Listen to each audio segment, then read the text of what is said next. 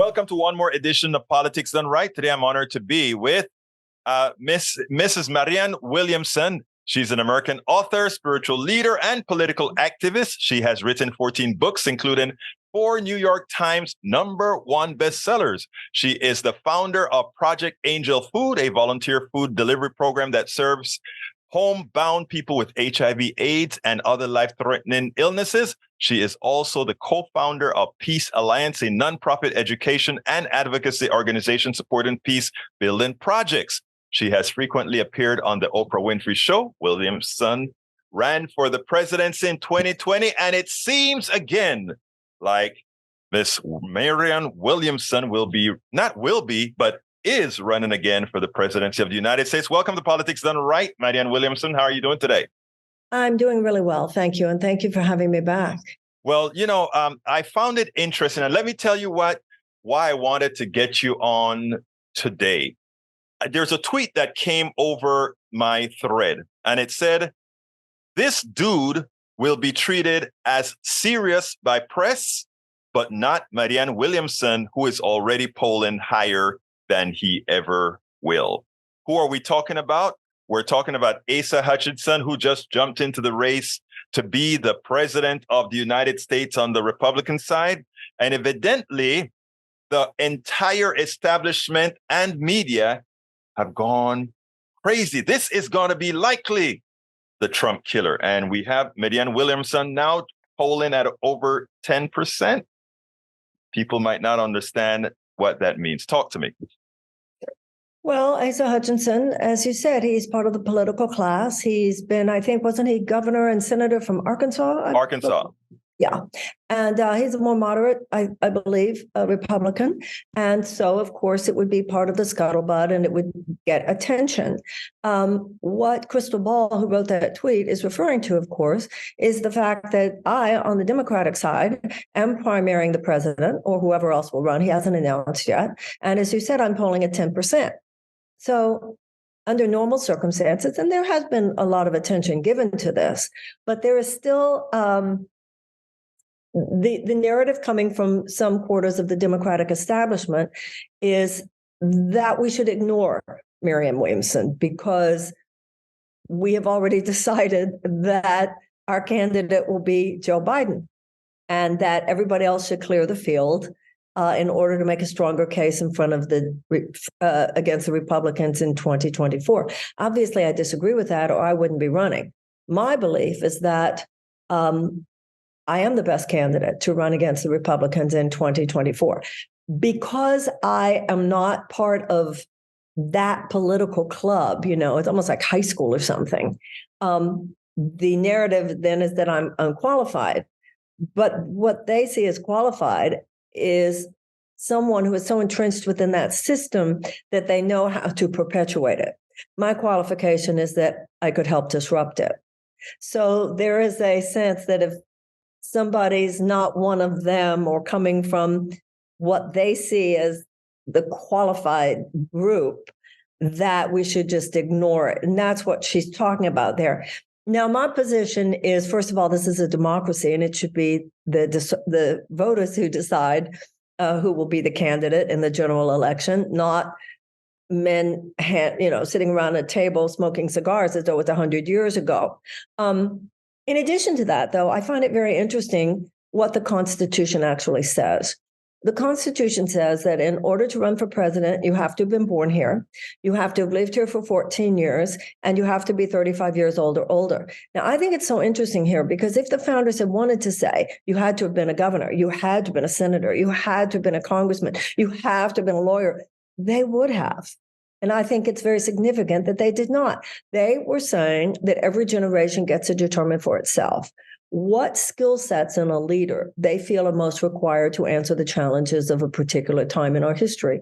And I submit to voters that someone being so entrenched in that system is not necessarily what we should consider qualification for cutting the cord with a clearly dysfunctional era of our history and giving birth to another one. Why would we look to that system at this point to disrupt itself? It won't. It's time for the people to step in. Ms. Williamson, let me just say something. While as a host, I can't take certain positions on candidates, etc. It behooves me on something specific here. You alluded to the point that you had to be of a certain class, and if the founders had wanted it to be a former congressperson or former governor or whatever, that somehow they would make that clear. But the fact that the establishment has reacted to a Donald Trump who it was neither of any of that, who's been proven to not even support the military, to have someone who has shown complete disregard for the laws of the country, and he still gets the notion of that he could possibly be president again. He gets the notion that just, like what he says has any value. You have written several books. You have done quite a bit of studies. Why is it that a guy as inept as Donald Trump gets coverage, and someone like you who is more read and has done more things philanthropically for people don't? Well, if you look back to 2016, at the very beginning of that race, Donald Trump and Bernie Sanders were getting roughly the same amount of people at their rallies. The press thought it was funny. Les Moonves, who was head of CBS at that time, said, "Bad for America, but good for CBS." They knew that that coverage of Donald Trump would get them. People found it. This was the man who'd been on that television show. Was it The Apprentice that he was on? Yeah, all of that. Yeah. And then also at that time, the Democrats, theoretically, what we heard, Hillary Clinton, et cetera, thought it was good for them for it to be Donald Trump because they could beat him more easily. Obviously, they were mistaken. So the press went along with it, and because it was a profit-driven venture for them, and they thought that would get more viewers. Now, another interesting thing there is that the Republican voters don't have the codependent relationship with the RNC that Democrats have with the DNC. So remember, the Republican establishment did not want Donald Trump in 2016. And their message to their voters was, you can vote for Jeb Bush, you can vote for Marco Rubio, you can vote for John Kasich or whatever. And the Republican voters said, no, we want Trump. On the Democratic side, there is this codependency. There is this strange lack of independent thought, it seems to me, among Democratic voters, where the DNC says we're going with Biden. So all of these other politicians just line up, we're going with Biden. It's just so strange. It's and then this idea that anyone who would dare to primary him, I grew up at a time when Eugene McCarthy primaried Lyndon Johnson, Bobby Kennedy primaried Lyndon Johnson. Nobody suggested that it was weird. Well, Kennedy primaried Carter, didn't he? Well, but see, this is interesting because the Democratic Party elite, establishment elite, argue, yes, but every time an incumbent Democratic president is primaried, he loses, almost as though Teddy Kennedy lost the election. Ronald Reagan defeated Carter, not Teddy Kennedy. Right. So,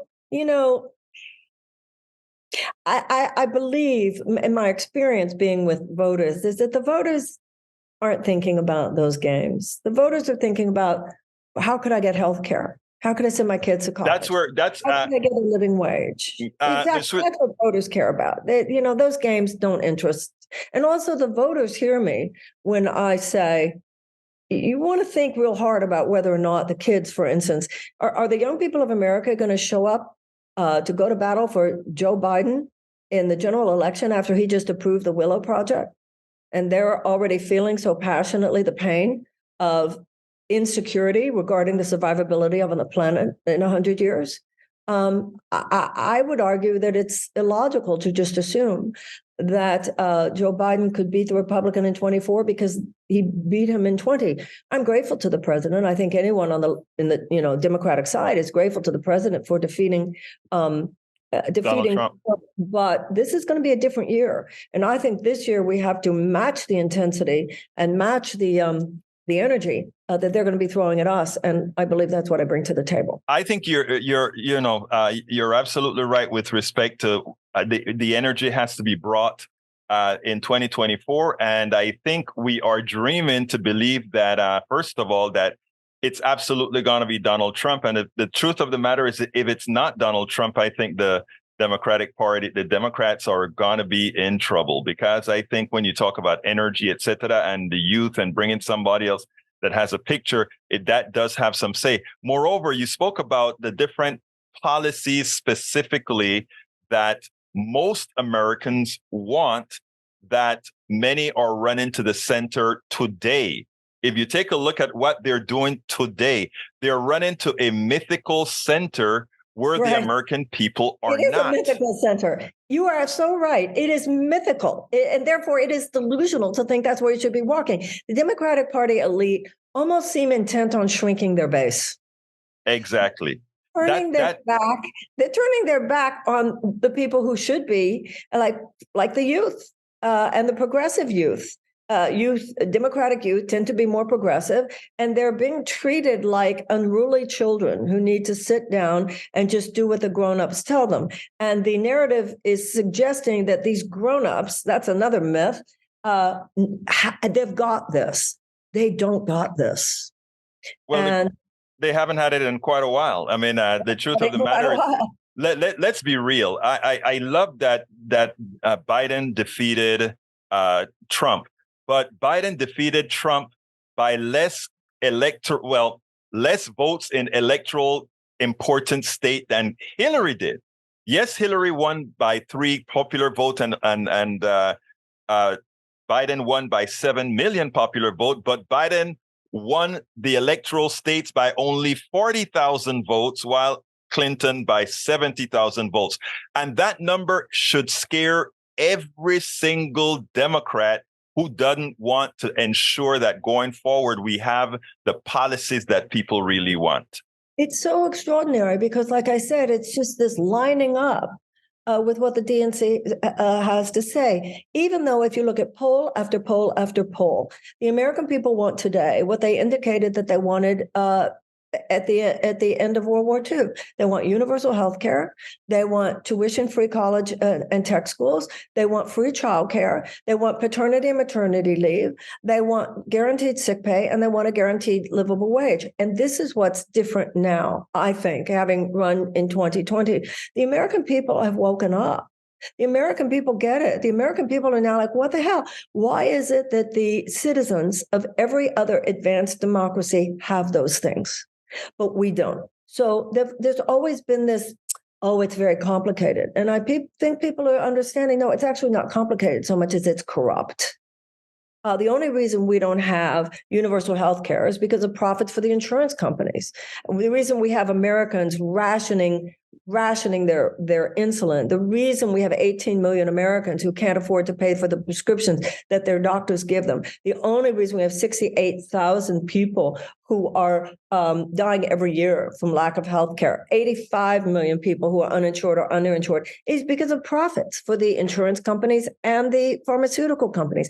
We don't have common sense gun laws because of the profits for gun manufacturers. We have so many carcinogens in our food because of profits for big food, big agriculture, big chemical companies. We don't have a clean energy grid yet because of profits for big oil. And we have foreign policy, which is far too dominated by profit making of defense contractors. Let me tell you something. This secret is out. Yes. I think that what I just said is the big truth. That is the only thing powerful enough to defeat the big lies that are going to be coming from the Republicans in 2020. Absolutely, Marianne. When we talk about insurance, health insurance, and I want you to touch on this before we end, because I want the older, generally speaking, our older voters are kind of the ones that believe they want to be more centered, not realizing that center does not solve their problems. Let's give an example here. Medicare was something everybody could count on. They could count on having the independence of going to their own doctor, et cetera. Medicare Advantage is just the privatization of Medicare. What would you do? Would you ensure, if you were to become the candidate, to start supporting the policies that we're talking about to end all this attempt at the privatization of care for the elderly, et cetera? First of all, we have half of our elderly population living on $25,000 or less a year. And one of the reasons why the financial burden is so hard on our elderly people is because of healthcare costs, even with Medicare. Because remember, the crisis is not just lack of insurance; it's underinsurance. Exactly. Right. So, I was talking to a doctor one day who said, I used to give people a prescription and I used to talk about a treatment that they needed. The question used to be, what are the side effects? The question now is, what will it cost? Yes. And that includes people on Medicare, because then you have to Medicare Advantage, Medicare Advantage A, Medicare Advantage B, and it just wears people down. This is why we need to get rid of all of that. We need a universal health care system. Medicare, we know how to work Medicare. It becomes a Medicare for all, and it's not nearly as complicated as they say. This is not a government run situation. It's government funded. This is pro-business, by the way. This will help businesses to just get that off the table, so it's not even something that they have to think about.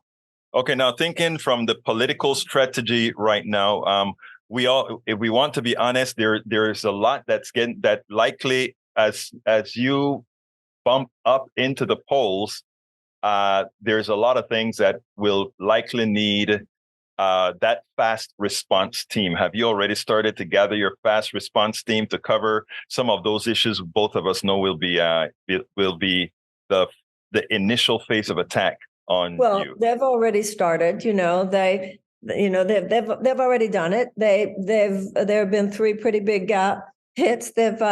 I know how they treated me when I was a mere inconvenience last time. So, they've already started. So, give me an example of the fast response that I'll need, and I'll see if I can do it with you here. Oh, no, I don't. We're not going to go there. I just want to make sure that you are ready for to have a fast response team, because in these political times and the speed at which social media moves, it's going to be something that has to get done. Well, the problem with that is the real challenge becomes when to respond at all. Right. Because sometimes when you respond, you appear defensive, or you actually are bolstering the attention. You're actually giving attention to the attack. I believe, for the most part, I mean, some of it's just lies, and I try to explain that. But sometimes I think the best you can do is be who you are and say what you believe. And people, I believe that that's what people really want. In the meantime, you try to respond. I know when the president's press secretary said something about me, I made a video, but I can't make a video about every attack, or then it just becomes, it looks like I'm whining, how they treated me. So it's real difficult to I don't think it's for, I tell you the same thing I've told other Democratic candidates. In my humble opinion, I don't think it's about you responding, but it's about leaving nothing unanswered. It doesn't have to be Marianne Williamson, or it doesn't have to be whomever else runs for the Democratic ticket. It's just that Democrats have a tendency to leave things unanswered, and everything I think should be answered. Well, it's a problem though, because it's back to like, when was the last time you beat your wife? It's like, but I didn't beat my wife. But let me tell you how someone I didn't mock a fat person.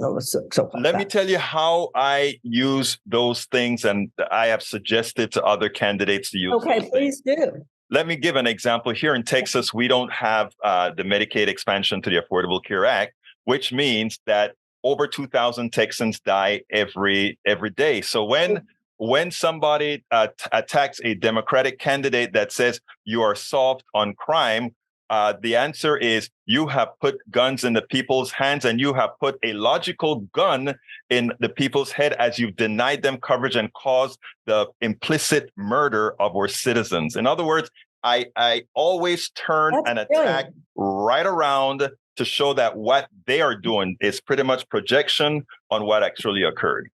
Well, I'd love your help when they start coming after me. I think that was a brilliant pivot. Said. It's the truth about it, Marianne, is that it is reality. It's not. They may come with a lie, but you respond to the lie with a reality, a real state. Republicans in Texas are in fact killing Texans. Yeah, it's like when people say I'm anti-science. Well, I think the anti-science person is the president who has approved of the Willow Project, even though scientists have said that if we continue to extract oil from the ground the way we have been, that this planet could become uninhabitable. So who's anti-science here? Also, the issue of who takes illness. People say you don't take illness seriously. Who is it that doesn't take illness seriously? Me, who's standing for Medicare for all, universal health care, or the president who said that he would veto a Medicare for all bill if it came to his desk. And those are the arguments one would make. Those are the arguments one would make in response to whenever folks come, especially when it's against a policy, a humane policy that makes lives better for the vast majority of American citizens. Well, Ms. Williamson, in closing, why don't you give me a closer? Let my audience know why it is that they must give you a serious thought when they're so scared that if they get anyone other than Biden, it's death of the American democracy. Well, I do understand that we all want the authoritarian neo-fascist threat that is at our door, indisputably. All of us who recognize that take very seriously how important it is that the Democrat win, that the Republican candidate, if it is one of those candidates, does not win in 2024. There is no doubt about that. We're grateful. I'm certainly grateful. I know most of us are to the president for defeating Donald Trump in 2020.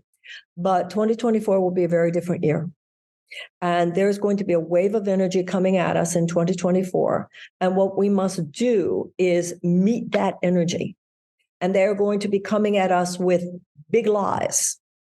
And the only way to defeat that is with big truths. Now, the president is planning to make his slogan, his message, that the economy is doing well. But that is contrary to the visceral experience of the majority of Americans. The economy is only doing well for 20% of Americans. For 80% of Americans, life is a continuous and chronic economic struggle. So to say that the economy is doing well is not the message that is going to win in 2024. The message that's going to win in 2024 is not one in which the Democrats are offering to help you survive an unjust system. The message is going to win in 2024 is one in which we say we're going to end the unjust system. We're going to do more than have some incremental changes here that might make it a little bit better here or there. The answer, the winning message for 2024 is that we need to make a complete economic U-turn.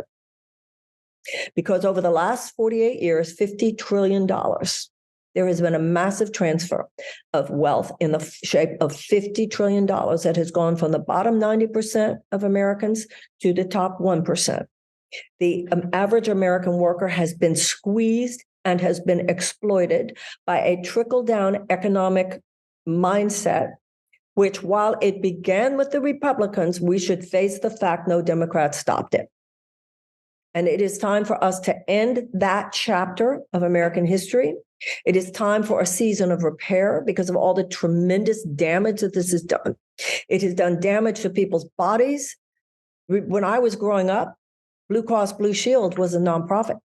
It has done damage to people's ability to get educated. Until the 1960s, there was tuition-free college in this country. It has left people falling apart on the inside and on the outside. In the richest country in the world, there is no reason for the average American to live with chronic economic struggle. So the answer to win in 2024 is not to somehow gaslight people so they feel it's not as bad as it is. The way to win in 2024 is to admit that it's as bad as it is and to commit to the complete, not just alleviation of stress, but a complete economic turnaround in the form of universal health care, in the form of tuition-free college and tech schools, in the form of free childcare, in the form of paid leave, family leave and sick pay and a guaranteed livable wage. That is what I'm standing for. That is the big truth. The big truth is that things are not okay. So the politicians on the Democrats are going to say, well, basically they're okay. They're not okay. And they can be okay, but not until we face the fact that the majority of American people suffer and suffer unnecessarily chronic hardship economically. It is only because of this unjust, rigged economy in the United States. And the president we need is someone who will call that, who will name it, and who will do everything possible to change it. Marianne Williamson, presidential candidate, Democrat, 2024. Thank you so kindly for this on your fly interview this afternoon. Well, it was lovely being with you. People can learn more by going to Marianne 2024. And you said before, why must people vote for me? Obviously, people don't have to vote for me. I wouldn't even say should vote for me. I would say, however, that I'm deeply honored if people will give me a listen, will look up, if you feel that this is an agenda that needs to be submitted and that the Democratic or independent voter should have a chance to vote for, with which to face the Republicans in 2024, I hope you will go to Marianne 2024, do what you can, support, and let's continue with this thing and have a season of repair and a new beginning in the United States. Thank you so kindly for having been on Politics Done Right, Marianne Williamson. Always nice to see you. Thank you. We spend a lot of time deconstructing the news, trying to parse it into a form that everybody can understand. We try to find those little nitpicks where it flies above the fray, etc. If you really like these videos that we do, I want to ask a big favor. Please go ahead, number one, subscribe to our channel, and number two, please join if you can. Thank you so kindly for watching. Keep watching. Please remember to share. We must populate the entire internet with our progressive message, a message that we know is what most Americans say that they want. So help us, please join.